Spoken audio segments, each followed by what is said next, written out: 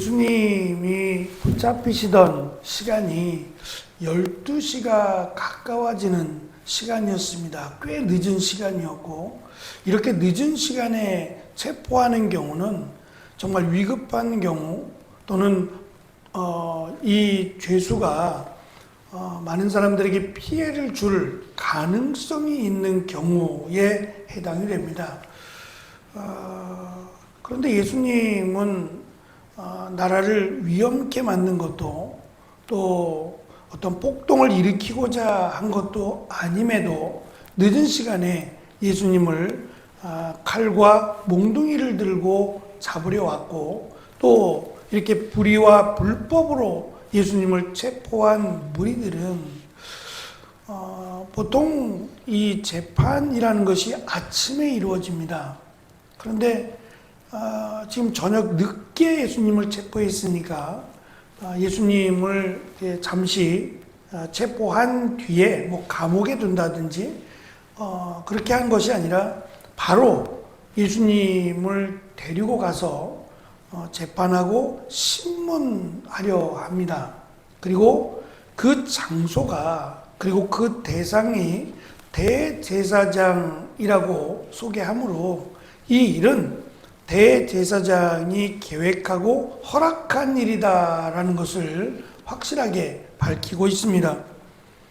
예수님 당시의 대제사장은 바로 앞에, 그러니까 주후 6년부터 15년까지 약 9년 동안 그 안나스라고 하는 사람이 대제사장이었고, 그 뒤를 이어서 약 18년 동안 그의 사위였던 가야바라는 사람이 대제사장이었습니다.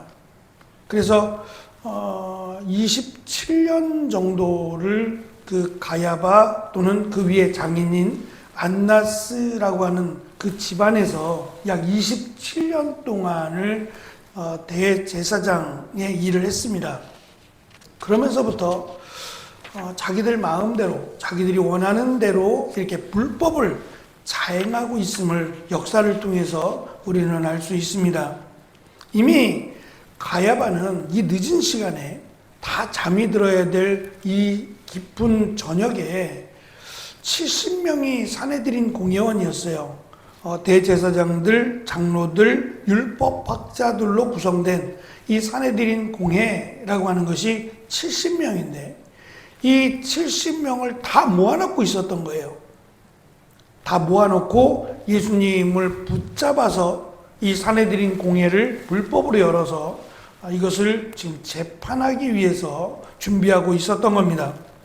더군다나 이 사내들인 공회가 모이는 장소가 성전의 한 귀퉁이였어요.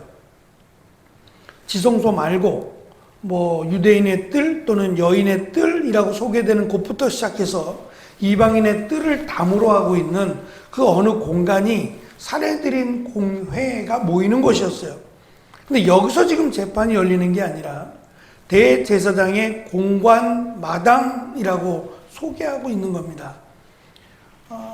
이 성전 뜰에서 모였다가는 많은 사람들이 그것을 참관하고 또 문제를 일으킬까봐 자신의 집 마당에서 지금 많은 사람 70명을 모아놓고 재판을 진행하려고 하고 있는 겁니다.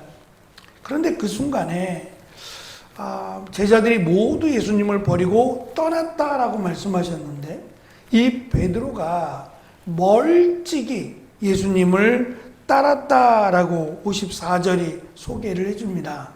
멀찍이 따랐다라고 하는 것은 공간적인 의미에서 예수님과 제자들이 베드로가 멀리 떨어져 있다라고 하는 공간적인 의미뿐만 아니라 적당히 또는 자기의 생명을 지키며 예수님을 따랐음을 암시적으로 설명을 합니다. 여차하면 도망가겠다는 의미죠. 베드로가 예수님을 먼 거리에서 따른 것은 그가 가진 미래의 죽음에 대한 두려움과 예수님을 가까이 따를 때 닥칠 위험을 사전에 미리 차단하겠다는 의도가 포함되어 있습니다. 마가복음을 시작하면서 예수님께서 제자를 부르실 때 그 부르신 이유를 설명할 때 3장 14절은 예수님이 제자들을 선택하시면서 나와 함께 있도록, 나와 함께 하도록 하기 위해서 제자들을 가까이에 두신 건데, 그 제자들, 예수님과 가까이 예수님을 따라야 할 제자들이 다 도망을 치고 베드로는 멀찍이 예수님을 따르고 있었던 겁니다. 멀찍이 따랐다는 것은 멀어진 공간만이 아니라 예수님의 십자가의 길에서, 예수님이 가시는 그 길에서 멀어졌다라는 것을 의미합니다. 또한 예수님과 베드로를 비교하면서 예수님은 지금 불의하게 신문을 당하고 있는데, 이 베드로는 멀찍이 떨어져서 시종들과 함께 불을 쬐고 있었다라고 설명을 합니다. 최소한 스승이신 예수님은 불법과 불의를 자행하는 자들에게 잡혀서 지금 신문을 당하시는데, 제자인 베드로는 마치 아무런 일이 없다는 듯이 불 앞에서 몸을 녹이고 있는 겁니다. 특히 그가 몸을 녹이고 있는 그 불이라고 하는 그 단어가 신약 성경에서는 거의 대부분 빛으로 번역이 되는 단어예요. 빛이라는 단어와 불이라는 단어가 같이 사용이 되고 있었던 건데, 이 빛이라고 하는 단어는 예수님께서 상징적으로 너희는 세상의 빛이라 라고 하셨을 때 그 빛이라고 하신 단어와 똑같습니다. 빛을 드러내야 함에도 불구하고 빛 앞에서 자신의 신분을 위장하고 있는 어처구니 없는 모습을 이 마가복음은 의도적으로 드러내는 듯 보입니다. 그리고 그 빛 앞에서 베드로는 3번이나 부인을 합니다. 강조하고자 하는 너희는 세상의 빛이다 라고 하신 그 빛이 과연 어떻게 해야 되느냐라고 묻는다면, 지금 이 말씀 속에서 강조하는 내용은 빛이신 예수님과 함께하는 게 너희는 세상의 빛이다 라고 하는 의미라는 것을 알 수 있어요. 예수님이 가신 그 길을 따라가는 것이 우리가 빛으로서의 삶을 사는 것이고, 예수님을 부끄러워하지 않고 예수님을 자랑하고 드러내고 예수님의 말씀에 합당한 삶을 사는 것이 빛으로서의 삶이다라는 것을 우리는 이 말씀 속에서 사실은 알 수 있어요. 대단한 것이 아니라 우리가 어떠한 정말 빛이 있어서 그 빛을 드러내는 이런 부담스러운 게 아니라, 최소한 빛이신 예수님을 따라가고 그 예수님을 가까이 섬기고 그 예수님을 드러내고 자랑하는 것이 우리가 빛으로서의 사명을 감당하는 것이다 라는 것을 알 수 있습니다. 특별히 강조하고 있는 멀찍이 예수님을 따랐다라고 하는 이 표현이 마음에 남습니다.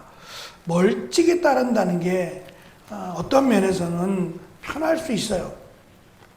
대충 적당히 예수님을 따르는 게 어쩌면 이 시대의 모습은 아닐까라는 생각도 가져봅니다. 그런데 결국 그것이 예수님을 3번이나 부인한 것과 무관하지 않다는 사실을 기억해야 됩니다. 가까이 따랐다면, 죽기를 각오하고 예수님을 따랐다면 어떠한 결과가 있었을까라고 하는 여지를 남겨두기도 하고, 또 그렇게 하는 베드로의 모습을 우리는 나중에 베드로 전후서를 통해서 보게 됩니다. 그것이 진정한 그리스도인의 삶이라는 것도 베드로는 강조하고 있습니다.